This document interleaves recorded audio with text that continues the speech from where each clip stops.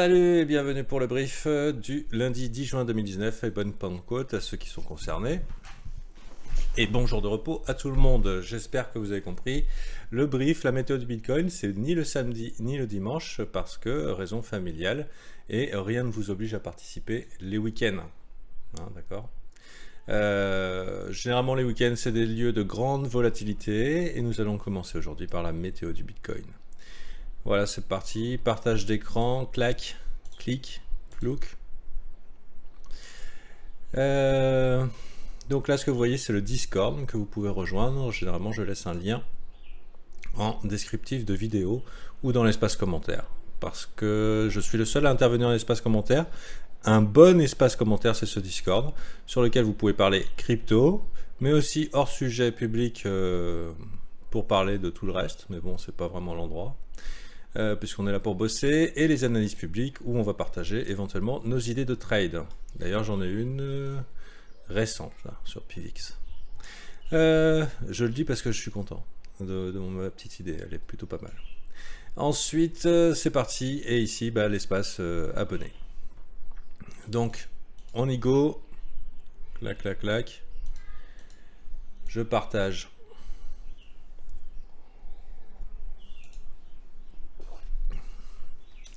Ma météo du Bitcoin, on est sur Bitstamp, mais je vais préférer pour mon analyse Coinbase, et je vous explique tout de suite pourquoi, si vous n'êtes pas au courant, c'est à cause de cette mèche ici. Elle est particulière et elle concerne uniquement Bitstamp, un mec qui a vendu 3000 Bitcoins, qui, à mon avis, pour une manipulation de marché sur BitMEX. Et alors BitMEX, c'est là où on fait du levier, et donc qui implique levier indique liquidation, perte d'argent, etc., etc.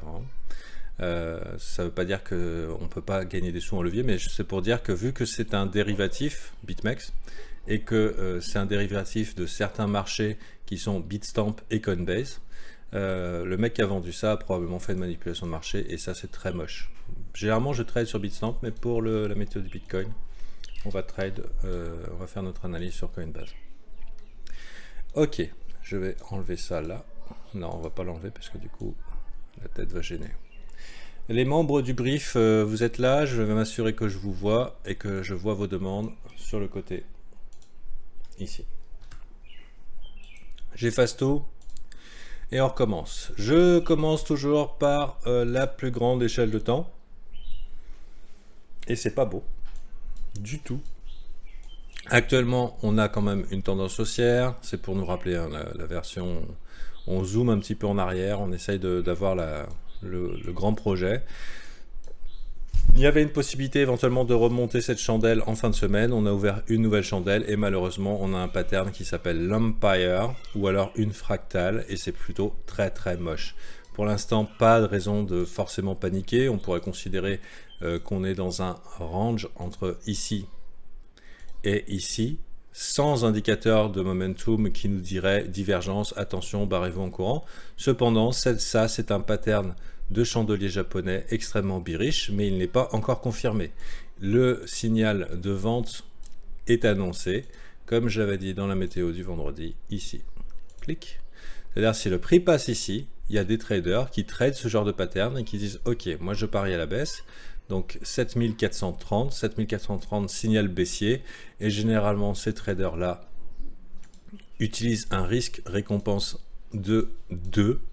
Ça veut dire s'ils perdent, ils perdent 2 fois moins que ce qu'ils gagnent, et ce qui emmènerait potentiellement le Bitcoin dans la zone pile poil de la ligne de coup ici de cette structure double bottom Adam et Ève. Ce qui ferait sens, regardez aussi le point de contrôle, cette ligne rouge qui est en fait le point d'accumulation, là où il y a le plus de volume à échanger, et ça fonctionne comme un aimant. Le point de contrôle fonctionne comme un aimant. C'est pas ça que je veux modifier, ce que je veux modifier, c'est les barres de mon volume profile. Et on va mettre 100 pour que ce soit un peu moins gros et qu'on voit la distribution du volume. Non, peut-être 1000 alors. Voilà. Remarquez aussi ce gros trou ici, ce qu'on appelle, enfin ce que Brian, mon mentor, appelle un mohawk. et généralement c'est comme une pince où le prix pourrait éventuellement se coincer dedans. Ce qu'on voit aussi, c'est ce pic là qui pourrait être notre premier arrêt, ce qui ferait sens par rapport à un Fibonacci de l'ensemble des retracements, et je pense qu'on serait pas loin des 0,382. Jusque là, rien d'anormal. En tout cas, c'est pour le weekly, donc attention quand même, extrêmement baissier là, ce bas de chandelle là, si on passait en dessous, ça serait un indicateur qu'il fallait se mettre à l'abri. Passons maintenant au daily pour un petit peu de swing trading. On a un genre de head and shoulder ici. Je vais vous montrer. C'est une figure baissière de la manière suivante. Comme ça, une tête, épaule. Tête, épaule en fait. Hop.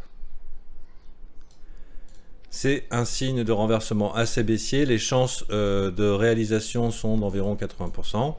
Ce qui veut dire que si on perd cette zone, donc la zone de ligne de coup, ça serait plutôt baissier. Et dans ce cas-là, la target potentielle est de la distance ici. Donc je vais mettre un 2 sur mon Fibonacci. On va virer le vieux Fib là, qui nous dérange. Hop, hop. Alors bien sûr, là j'envisage le scénario bearish, mais ils n'ont pas été encore confirmés. Bearish, ça veut dire baissier. 5782, prise de profit pour ceux qui trade ce genre de pattern, ce genre de figure. Pas encore confirmé. Pour l'instant, vu que c'est pas encore confirmé, on peut considérer, si on est vraiment de tempérament haussier, et on est là-dedans, hein, et jusqu'à preuve du contraire, ici c'est baissier, ici c'est haussier, et entre là, bah, en fait, on est dans une phase de décision. Je vérifie que les membres du brief peuvent intervenir. Si vous avez des questions, n'hésitez pas. On va regarder un petit peu le momentum. Le momentum en daily est baissier. On n'a pas encore de divergence de momentum qui nous dirait que la tendance pourrait s'inverser.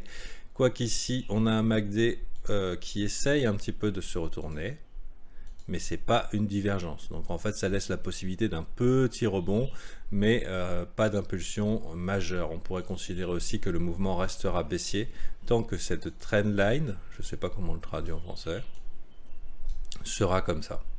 Voilà. On est passé sous les 50 du RSI. 50 du RSI, c'est bear, baissier. Donc pour l'instant, on a encore peut-être du travail à faire, et on ne peut pas dire non plus qu'on est dans la zone oversold, c'est-à-dire l'oscillateur n'est pas passé dans une zone où on dirait ok, on a trop vendu. Il y a encore quand même du chemin à faire. Pour l'instant, ce que je vois potentiellement du coup à la forme du MACD, c'est quelque chose comme ça, et qui pourrait dire comme ça. Éventuellement, si on repartait haussier, il y a quand même de fortes chances qu'on vienne chasser les stops ici. Donc attention, accrochez-vous, ça risque de nous offrir éventuellement des opportunités d'achat. Mais personnellement, je pense que là, le bon côté du trade, c'est de vendre actuellement les rebonds. Hein. C'est pas d'acheter les dips. On a vraiment changé de situation par rapport au mois précédent. Acheter les dips, ça veut dire acheter les chutes, et vendre les rebonds, parce qu'on est passé actuellement dans un momentum baissier. Et vous remarquerez, EMA 9 et EMA 18, aujourd'hui les professionnels sont au courant. Le marché a changé. Je vais remettre ça. La situation de marché a changé. Aujourd'hui, les professionnels vont chercher à prendre des setups baissiers.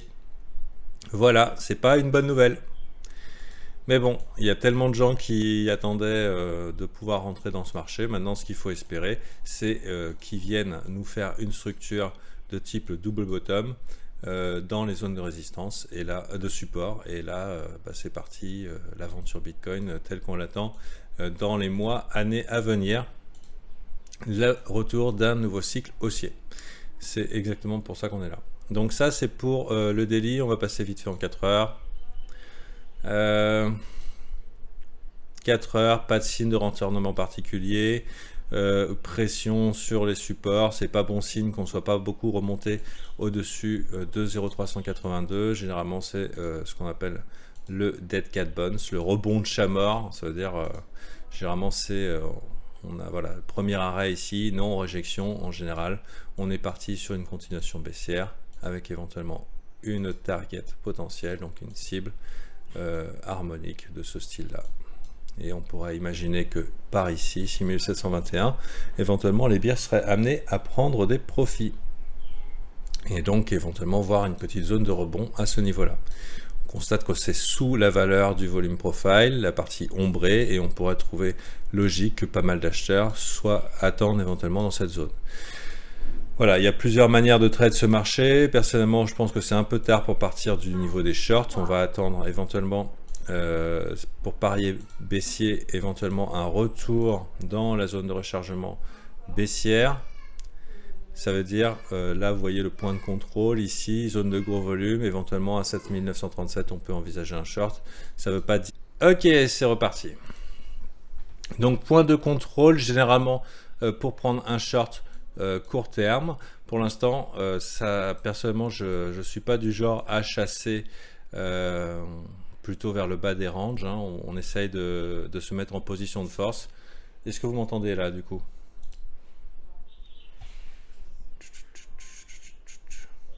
Ok. Position de force, ce qui ferait éventuellement une prise de risque comme ça, peut-être pas trop près ici parce qu'on peut s'attendre à une chasse au stop, un petit peu comme ça, et ensuite éventuellement on ride ça vers le bas.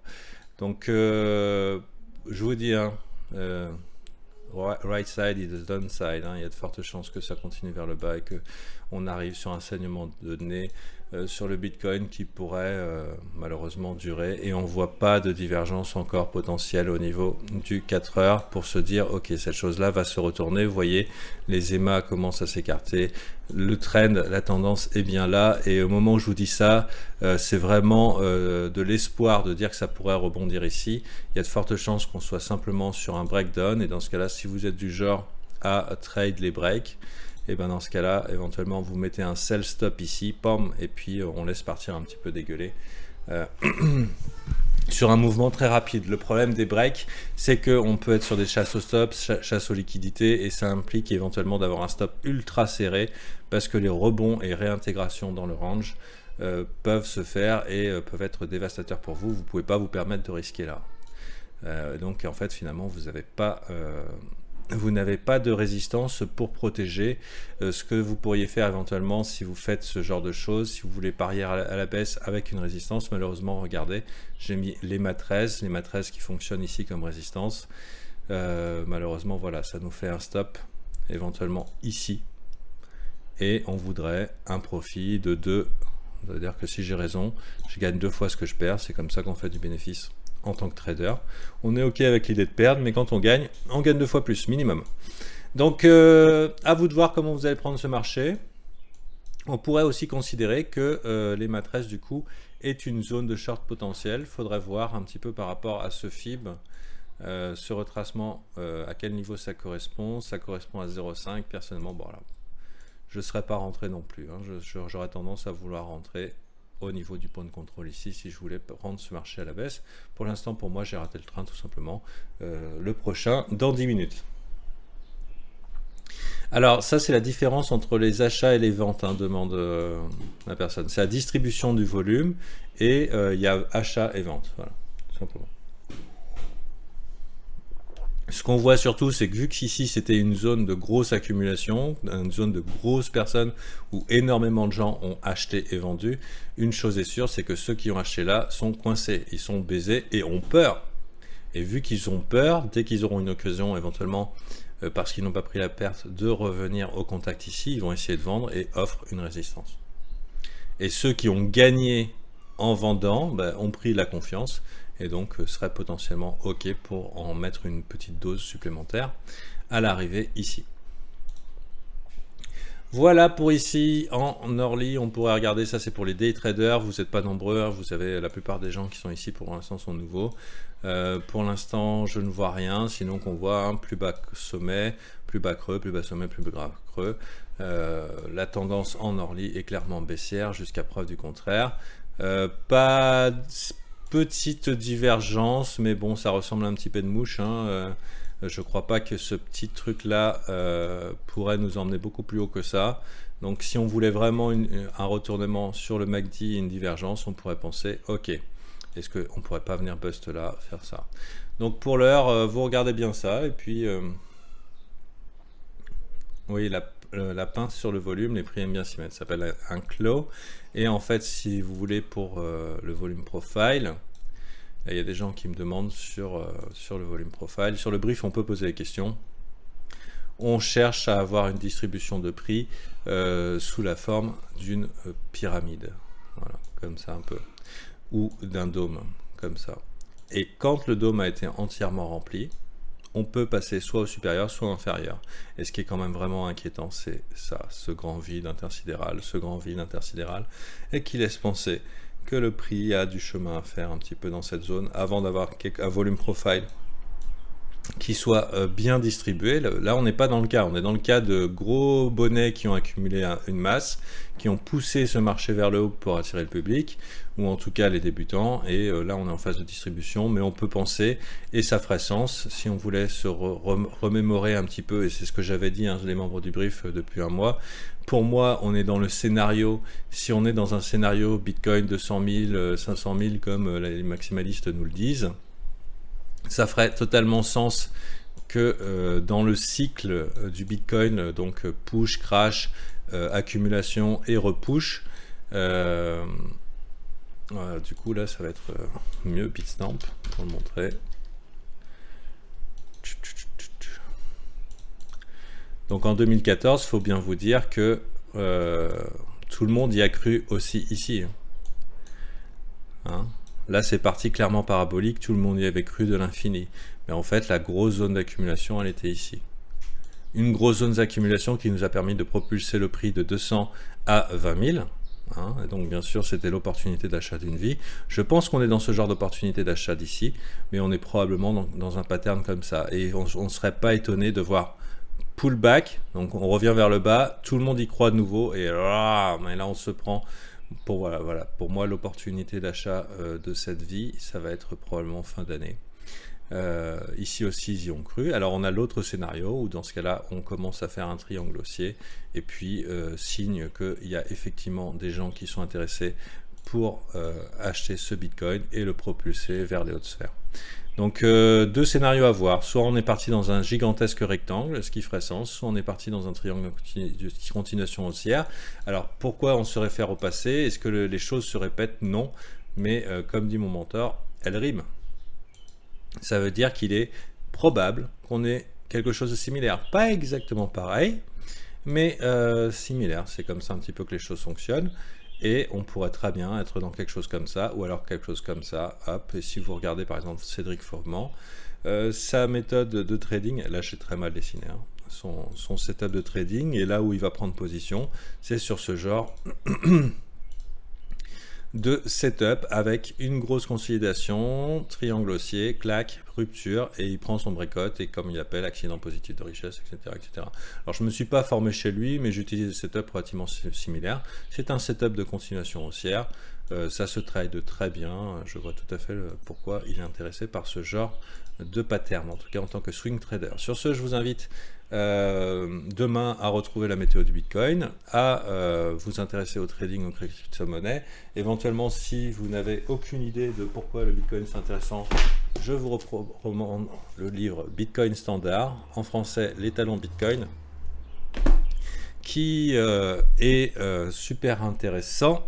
Ce qu'il y a, c'est que les talons Bitcoin sur Amazon est mal traduit. Donc après, ça dépend de votre facilité en anglais ou pas. Et si vous voulez améliorer votre trading, je vous invite à rejoindre le brief privé sur le Discord. J'ai rajouté les mentions obligatoires. J'ai vu que des gens voulaient me faire passer pour un escroc. Un de plus dans le milieu du trading. Sachez que j'ai ouvert mon entreprise et que j'assume totalement ma pratique de coaching en analyse technique et méthodologie de trading. Donc si vous voulez me rejoindre et améliorer tout ça et faire partie du membre VIP, créer vos plans de trading, essayer d'améliorer, découvrir les indicateurs. Là, nous on va passer du coup sur la partie VIP. Et c'est l'analyse des altcoins en général et répondre aux questions sur la création des trading plans, indicateurs, journaux, etc., etc., psychologie. Merci et à la prochaine.